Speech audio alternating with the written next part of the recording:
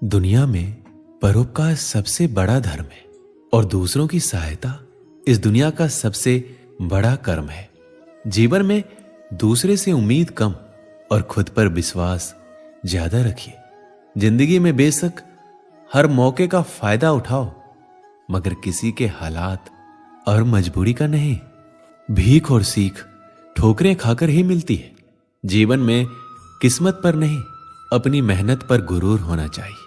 जिंदगी जीने के लिए पिता की दौलत नहीं, पिता का साया ही काफी है।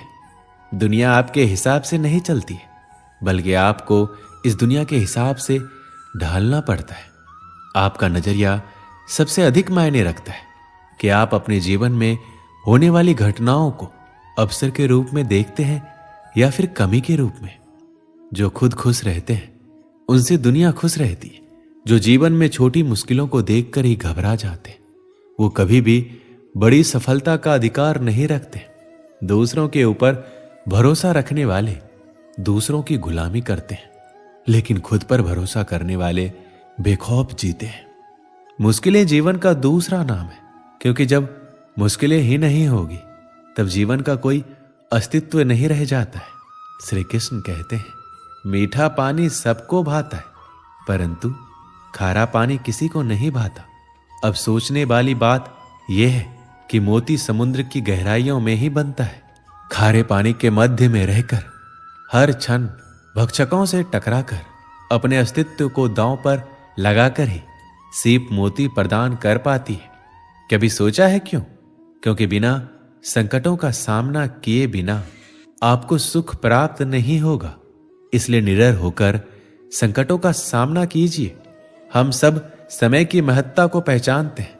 समय ही हमें बनाता है, समय ही हमें नष्ट कर देता है। कभी समय ठीक चलता है तो कभी बहुत ही खराब समय आता है। विचित्र बात यह है कि हम फिर भी समय को ही नष्ट करते हैं। स्मरण रखिएगा, समय केवल जाता है, कभी आता नहीं है। इसलिए समय की प्रतीक्षा में समय व्यर्थ ना करें। जो भी करना है आज अभी इसी क्षण प्रारंभ करें। फिर चाहे वो किसी को सुख देना हो या स्वयं को बदलने का प्रयास करना हो, कुछ भी हो, विलंब ना करें, क्योंकि समय उसी का साथ देता है जो समय का सम्मान करता है। समय कितना विचित्र होता है। समय हमारे साथ हो तो हम स्वयं को राजा मान लेते हैं। वहीं समय यदि विरुद्ध हो जाए तो रंक बनने में समय नहीं लगता। इसलिए मनुष्य की एक आदत होती है कि बुरे समय के लिए कुछ बचा कर रखता है। संबंधी और मित्र बुरे समय में साथ छोड़ देते हैं तो व्यक्ति सोचता है क्यों ना धन संचय कर ले। धन का तो कोई मन नहीं होता जो समय आने पर बदल जाए। संसार कहता है धन का संचयन करते रहो, बुरे समय में काम आएगा ही। मैं कहता हूं शुभ काम करते रहो, आनंदित रहो, स्वयं पर और ईश्वर पर भरोसा रखो। बुरा समय कभी आएगा ही नहीं। बहती नदियां कितनी सुंदर होती है, पावन होती है। जहां से जाती है वहां एक नया जीवन प्रदान करती है। धरा को सींचती है, अकाल को दूर रखती है और कदाचित इसीलिए नदी को मां समान पूजा जाता है। किंतु क्या कभी आपने ये सोचा है कि नदी जन्म कैसे लेती है? क्या ये प्रारंभ से ही इतनी विशाल होती है? नहीं, ये वर्षा की छोटी छोटी बूंदें गिरकर मिलती है, एक सूक्ष्म धारा बनती है और ये धारा पर्वतों के हिम को काटते हुए, स्वयं को पिघलाते हुए जल प्रपातों से गिरती है, चट्टानों से टकराती है और फिर जाके नदी बनती है। इसी प्रकार ऐसे कोई महान नहीं बन जाता। छोटे छोटे प्रयास मिलकर एक विशाल व्यक्तित्व बनाते हैं। इसलिए जीवन में प्रयास करते रहिए, अस्तित्व अपने आप बन जाएगा। बबूल का पेड़ कितना विशाल होता है, पीपल का पेड़ भी विशाल होता है। किंतु क्या आपने कभी सोचा है क्यों बबूल के पेड़ को काट के उसका उपयोग किया जाता है और क्यों पीपल के पेड़ को पूजा जाता है? इसलिए क्योंकि पीपल का पेड़ उसके नीचे बैठे पथिक को छाया देता है, अपनी डाल पर असंख्य पंछियों को बसेरा देता है, किसी को कांटे चुभोकर दूर नहीं करता, बल्कि उसे शीतल छाया देकर उनकी थकान हर लेता है। इस संसार में यदि सम्मान पाना है तो पीपल की भांति ही बनना होगा। कुछ देना सीखो, आनंद, सुख, शीतलता बांटना सीखो और कांटों की भांति कभी किसी को कष्ट ना दो। सम्मान स्वयं आपके पास चलकर आएगा।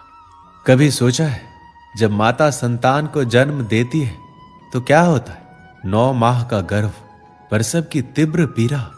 कहते हैं ये पीड़ा इतनी भयंकर होती है कि मानो जैसे संतान के जन्म के साथ माता को भी एक नया जन्म मिल जाता है और इस जन्म के साथ अंत होता है माता की पीड़ा का। किंतु यदि आप दृष्टिकोण बदल के देखें तो आप ये समझ पाएंगे कि पीड़ा का ये अंत एक अपार आनंद का प्रारंभ है। संतान माता पिता के लिए सुख का प्रारंभ है। जीवन के साथ भी यही होता है। हम किसी संबंध या किसी स्थिति के पीड़ादायक अंत के कारण इतना विचलित हो जाते हैं कि उस आनंदमयी प्रारंभ को देख ही नहीं पाते। इसलिए स्मरण रखिएगा, पीड़ा आनंद के प्रारंभ का लक्षण है।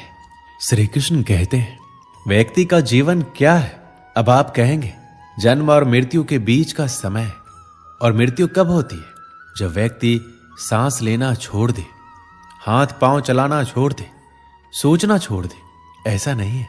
जल की मृत्यु तब नहीं होती जब वो सूख जाती है। जल की मृत्यु तब होती है जब वो प्यास बुझाना बंद कर